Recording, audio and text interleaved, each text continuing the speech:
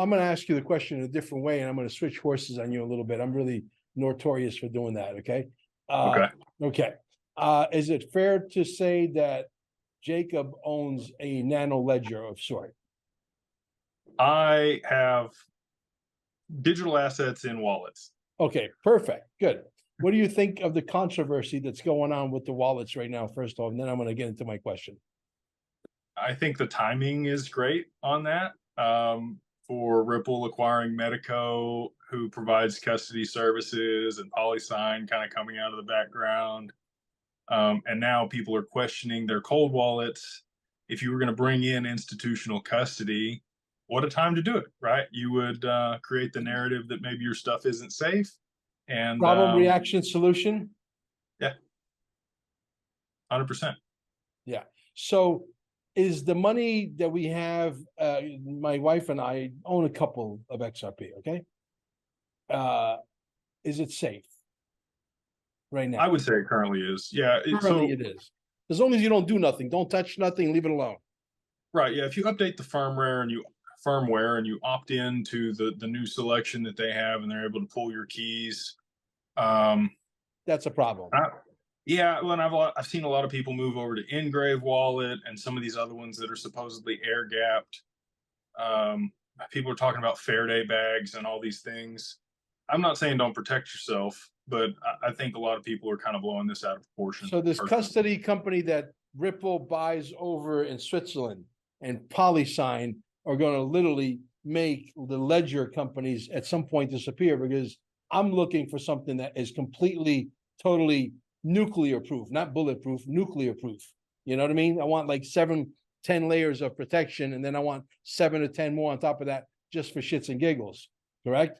Well, and you want the insurance piece of it too. Like, everybody keeps their money in a bank account because they have FDIC insurance, which we know bingo, a farce, but they feel good about it, right? They have some type of recourse if something were to happen. And with the Ledger Nano and all the other things that we use today to custody our assets in a cold wallet, you don't have that. Even on most exchanges, you ain't got it. There's no insurance. So as soon as somebody comes out like Polysign and is at a retail level, I think you'll see people flock to whatever that solution is, because people don't want the responsibility, and rightly so. There's a lot of liability in that. I've sent $5,000 into the abyss. You too? So we did that. And after you do that, you may double and triple check your copy paste, but yeah, it'll be a lot easier. But here's the other piece of that: once grandma can do it, all the money's been made. Okay. Bingo. It's got to be grandmother proof. Bingo. You got it. Once you put the grandmother, say, do you understand this? Yes. Now it's ready for world consumption. Right. Okay. Let's talk. That's coming. Yeah. So basically, you just dropped a major breadcrumb by default, indirectly. You're basically saying, yes, nano ledgers and the decent wallets and all the wallets, you could stick them where the sun doesn't shine. They're going to go away. And this is going to be a new form of custody that it is going to be bulletproof. There's no doubt. There's going to be like 9 measures of security that we will you all understand, because they're going to make it in, elementary levels where everybody can understand. And like he said, when the grandmother understands it, it's ready for world consumption. And I don't think we're that far away from grandmother understanding what it is that's coming. Yeah, I would agree.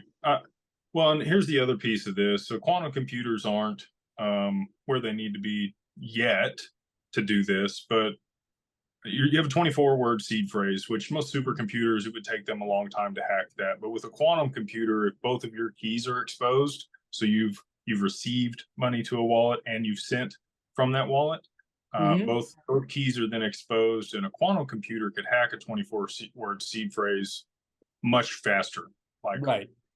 So to custody, self-custody assets, and I'm going to put out a time frame here that I'm hopeful that I'm wrong on, but just 3 to 4 years from now, I think it will be almost impossible to self-custody assets, because your seed phrase would have to be like 6,000 words long in order to ward off. Yeah.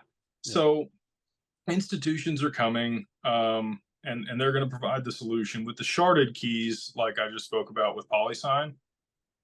you'd have to hack all all that different infrastructure across the globe all at the same time, and then be able to pull that together to execute a transaction. And even with a quantum computer, it's not really doable.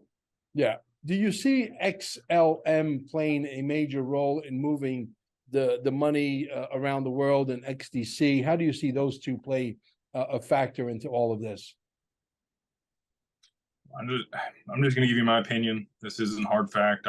This is based on the research that I've done. Okay. So I'm going to preface it with that. I think XRP ends up being the back end solution for wholesale payments between large financial institutions, right? So in my mind, like, to simplify that, like $10,000 plus transaction goes over that network. And then you have XLM, which is Stellar. It's on Hyperledger Fabric. I think that's peer-to-peer payments, micro payments, and it's used for retail CBDCs. So we'll issue sovereign currencies on that network, be able to trade and transact, and it'll be the intermediary between, you go to the grocery store and you want to pay with, let's say you've got whatever currency you have, and the person that you're buying the product from wants a different currency than what you're paying in. That intermediary is what will be used to convert that. So that's kind of where I see Stellar Lumens and XLM. And then XDC is going to be big for trade finance, and everybody's like, oh, what's trade finance? That was what I was on prior to this conversation with you, was an AMA with their network, and we're developing tokenized private equity, or SPVs, on their network. So the ability to trade equity, different commodities. When I spoke with Quincy not too long ago, that's something that he's working on, is the interoperability between all these financial instruments and the ability to trade between them through one centralized platform. So we'll see, what shakes out with that. But that's kind of where I see those three fitting in, and how they'll work, for the same use case, but independently of one another in different markets. And they're all three going to be pretty damn huge. I would agree. When you say that, are you meaning like return on investment, or just No, when I say that they're going to burn down the operation? old system, and we don't need the old system anymore, and everything's moving through digital assets, and we're graduating from a world, my viewers know I say this a million times at nauseum, and I know what I'm talking about. So I've crunched the numbers, and this is not calculus. This is pluses and minus, okay, and divisions, okay, very simple math, but the numbers are big. These are telephone numbers times 3, and we're talking about, the fact that we are graduating into a much more intense world, a bigger movement of money than just the 5.5 quadrillion per year, which we're out currently right now. We're graduating into this other thing that could be as much as 50 quadrillion, as much as 100 quadrillion, according to people like, Val Hill Capital, Jimmy. I know you know who Jimmy is. So, when you take that into account, these asset classes can't be worth just a couple of pennies. They got to be worth a shitload. The market cap of these assets is going to blow people's mind when they're implemented at scale. Drink to that. The way that people traditionally value stocks and look at market cap does not apply. Yeah. I'm so glad you said that, Jake. Oh my God. I've been saying that for freaking 3-4 years, that the market, the way you calculate right now is through the market cap. The market caps are going to go bye-bye. Now, there's a guy that looks like he went to college. He's got that nice shirt on. See, I look like a slob. I'm a pizza guy. What the hell do I know? Okay. I don't know nothing, but he just verified what I've been saying for at least 4 years. Yeah, it'll be based on liquidity. The value will be based on the liquidity necessary for that asset to provide. I keep saying liquidity, but it needs to be able to move all the value that's issued on those networks, right? Mind-blowing. You just blew my mind, bro. Okay, let's talk about the fact that we know that the good guys are winning, but God forbid the bad guys win, and we all got this money sitting in this custody stuff, and the bad guys are in charge. And we got to walk around the streets with this stupid little box around us with this Chinese social credit score. Is that going to happen, Jake? Please tell me it's not going to happen.